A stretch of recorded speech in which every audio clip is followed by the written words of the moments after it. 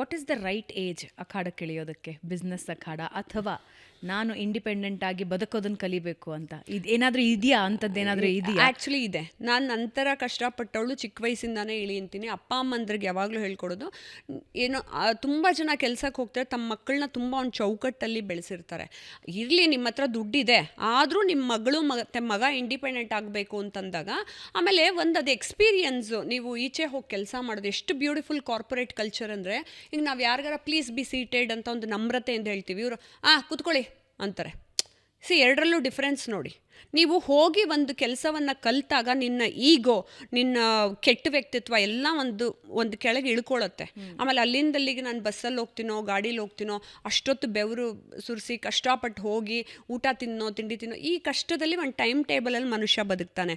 ಯಾವಾಗ ಅಪ್ಪ ಅಮ್ಮ ಆ ಕಷ್ಟಗಳನ್ನೇ ಹೇಳ್ಕೊಡ್ದೆ, ನಾನು ಕೂಡಿಟ್ಟಿದ್ದೀನಿ ಮಗು, ನಿಂಗೊಂದು ಸ್ವಂತ ಮನೆ ಮಾಡಿದ್ದೀನಿ, ಪರವಾಗಿಲ್ಲ ನೀವು ಮಾಡ್ಕೊಂಡಾಗ ಅವ್ರು ಹಂಗೆ ಇರ್ತಾರೆ. ನೀವು ನೋಡಿ, ನಮ್ಮ ತಾತ ಮುತ್ತಾತಂದ್ರೆಲ್ಲ ಶ್ರೀಮಂತರಾಗಿದ್ರು. ಯಾಕೆ ಇಷ್ಟು ಜನ್ರೇಷನ್ ಬರೋ ಅಷ್ಟರಲ್ಲಿ ನಾವೆಲ್ಲ ಮಿಡ್ಲ್ ಕ್ಲಾಸ್ ಆದ್ವಿ? ತಾತ ಮುತ್ತಾತ 100 ಎಕರೆ ಜಮೀನು ಇಟ್ಕೊಂಡಿದ್ರು ತಾನೆ. ಯಾಕೆ ಬರ್ತಾ ಬರ್ತಾ ಬರ್ತಾ ಬರ್ತಾ ಜನ್ರೇಷನ್ನು 60-40 ಸೈಟು ಇಲ್ದಂಗಾಗಿದೆ? ಯಾಕೆ ಅಂದರೆ ಇದೇ ಥರ ನೆಕ್ಸ್ಟ್ ಜನ್ರೇಷನ್ನು ಕೆಲಸ ಮಾಡಲ್ಲ. ಸೊ ಅದಕ್ಕಾಗಿ ಏಜ್ ನೀವು ಕೇಳಿದ್ರಲ್ಲ, ಡಿಗ್ರಿ ಓದಿದ್ಮೇಲಂತೂ ದಯವಿಟ್ಟು ಮನುಷ್ಯರು ಮನೇಲಿ ಕೂತ್ಕೋಬೇಡಿ. ನೀವು ಅದ್ರ ಹಿಂದಿಂದನೇ ಪೀಠಿಕೆ ಹಾಕ್ಕೊಂಡು ಬರ್ತಾ ಇದ್ದರೆ ತುಂಬ ಚೆನ್ನಾಗಿ ಬಿಸ್ನೆಸ್ ಶುರು ಮಾಡಬಹುದು. ಇವಾಗ make in India, startup India ಎಲ್ಲದಕ್ಕೂ ಪ್ರಧಾನಿಗಳು ತುಂಬ ಚೆನ್ನಾಗಿ ಭರವಸೆಗಳಿದೆ. ಮತ್ತು ಅದೆಲ್ಲ ಸುಳ್ಳು ಅಲ್ಲ, ನೀವು ನಂಬಲ್ಲ. ನಾರ್ತ್ ಇಂಡಿಯಾದಲ್ಲಿ ಎಲ್ಲ ಚಿಕ್ಕ ಚಿಕ್ಕ ಹುಡುಗರು ಬಿಸ್ನೆಸ್ ಹಾಕ್ಕೊಂಡು ಬೆಳ್ಕೊಂಡ್ಬಿಟ್ಟಿದ್ದಾರೆ. ಅದನ್ನ ನಮ್ಮ ಸೌತಲ್ಲಿ ಮಾಡಬೇಕು youngsters. There is no age limit. ಆಮೇಲೆ ನೀವು ಸಂತೋಷವಾಗಿ ಅರ್ನ್ ಮಾಡಿ ಲಕ್ಷಾಂತರಗಳಲ್ಲಿ, ಆವಾಗ ನೀವು ಸ್ಪೆಂಡ್ ಮಾಡೋಕ್ಕೂ ಖುಷಿ ಆಗುತ್ತೆ. ಇನ್ನೊಬ್ಬರಿಂದ ಸಾಲ ತೊಗೊಂಡು ಶೋಕಿ ಮಾಡಿಕೊಂಡು ನಾನು ಈ ಬ್ಯಾಗ್ ತೊಗೊಂಡೆ, ನಾನು ಈ ಚಪ್ಪಲಿ ತೊಗೊಂಡೆ, ನಾನು ಫಾರಿನ್ಗೆ ಹೋಗಿದ್ದೆ ಅಂತ ತೋರಿಸ್ಕೊಳ್ಳೋದ್ರಲ್ಲಿ ಏನಿದೆ? ಬಟ್ ಸಸ್ಟೈನ್ ಆಗೋದು ಬಹಳ ಕಮ್ಮಿ ಇದೆ. ಈಗಲೂ ಬಿಸ್ನೆಸ್ಗಳು ಶುರು ಮಾಡ್ತಿದ್ದಾರೆ, ಸಸ್ಟೈನ್ ಆಗ್ತಿರೋದು ಕಮ್ಮಿ. ಡೆಡಿಕೇಶನ್ ಮತ್ತು ಕಲಿಬೇಕು. ಇವಾಗ ಒಂದು ಕರಕುಶಲತೆ ಏನೋ ಸಾಮಾನು ತಯಾರಕ್ಕೆ ಕರಕುಶಲತೆ, ಬಟ್ ನಿನ್ನ ಬ್ರೈನು 24 hours ಆ್ಯಕ್ಟಿವ್ ಆಗಿದ್ದಾಗ ಅಹೆಡ್ ಆಫ್ ಟೈಮ್, ಇವಾಗ ನಾನು ಇಲ್ಲಿ ಬರೋದಕ್ಕೆ 40 minutes ಅಂತ ಕ್ಯಾಲ್ಕುಲೇಟ್ ಮಾಡಿಕೊಂಡು ಅಹೆಡ್ ಆಫ್ ಟೈಮ್ ಹೊರಟಿರ್ತೀವಿ.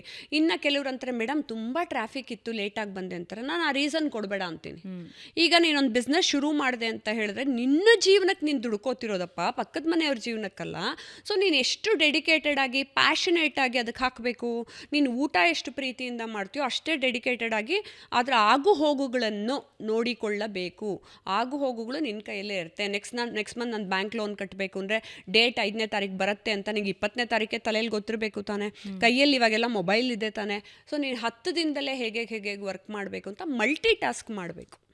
ಇದ್ರ ಜೊತೆಗೆ ಈಗ ಸೋಷಿಯಲ್ ಮೀಡಿಯಾ ಜಮಾನದಲ್ಲಿ ಏನಾಗಿದೆ ಅಂದರೆ ಸೋಷಿಯಲ್ ಇನ್ಫ್ಲೂಯೆನ್ಸರ್ ಆಗಿ ನಾವು ಜೀವನ ಕಟ್ಕೊಳ್ತೀವಿ ಅಂದ್ಕೊಳ್ಳೋದು ಬಹಳಷ್ಟು ಜನ ಕಲಿತಾ ಇದ್ದಾರೆ. ಕೆಲವರು ಜೀವನ ಕಟ್ಕೊಂಡಿದ್ದಾರೆ, ನಾ ಇಲ್ಲ ಅಂತ ಹೇಳಲ್ಲ, but everybody can't do it. ದಿನ ಬೆಳಗಾದರೆ ಕೆಲಸದ ಮಧ್ಯದಲ್ಲಿ ಒಂದು 4 ರೀಲ್ಸ್ ಹಾಕೋದು, ಅದಕ್ಕೆ ಲೈಕ್ಸ್ ಬರುತ್ತಾ, ಅದಕ್ಕೆ ಕಮೆಂಟ್ ಬರುತ್ತಾ, ಅದರಲ್ಲಿ ಕಳೀತಾರೆ. ಇದನ್ನು ಹೆಂಗೆ ನೋಡ್ತೀರಾ ನೀವು? ಕೆಲವರು ಅದನ್ನು ಪ್ರೊಫೆಷನ್ ಆಗಿ ತೊಗೊಂಡಿದ್ದಾರೆ, ಅದರಲ್ಲಿ ಸಕ್ಸಸ್ಸು ಕೂಡ ಕಾಣ್ತಾ ಇದ್ದಾರೆ. ಬಟ್ ಅದು ರಾಹು ಪ್ರೇರಿತ ದುನಿಯಾ ಆದ್ರಿಂದ, ಅಂದರೆ ಕಲಿಯುಗ ರಾಹು ಪ್ರೇರಿತ ಆದ್ರಿಂದ ಅದರಲ್ಲೂ ಮಾಡ್ಕೋತಾರೆ. ಇವಾಗ ಮೊದಲು ಫಿಲಮ್ ಅನ್ನೋದಿರಲಿಲ್ಲ, ಫಿಲಮ್ ಬಂತು, ಆವಾಗ ರೇಡಿಯೋ ಇತ್ತು, ಇವಾಗ ಮೊಬೈಲ್ಗಳೆಲ್ಲ ಬಂತು, ಇವಾಗೆಲ್ಲ ಆನ್ಲೈನು ಡಿಜಿಟಲ್ ಎಲ್ಲ ಡಿಜಿಟಲೈಸ್ ಆಗಿದೆ. ಸೊ ಕಾಲಕ್ಕೆ ತಕ್ಕನಂಗೆ ನಾವು ಹೋಗ್ತಾ ಇದ್ದೀವಿ, ತಪ್ಪೇನಿಲ್ಲ. ಮುಂದೊಂದು ದಿನ ಇದು ಹೋಗಿ ಇನ್ನೊಂದೇನೋ ಬರಬಹುದು. ಸೊ ಅವಾಗಲ್ಗೂ ತಕ್ಕನಾಗಿ ಅವ್ರು ಮಾಡ್ಕೊಳ್ತಾ ಹೋಗ್ತಾರೆ. ಆದರೆ ಯಾವುದು ಪರ್ಮನೆಂಟ್ ಅಲ್ಲ.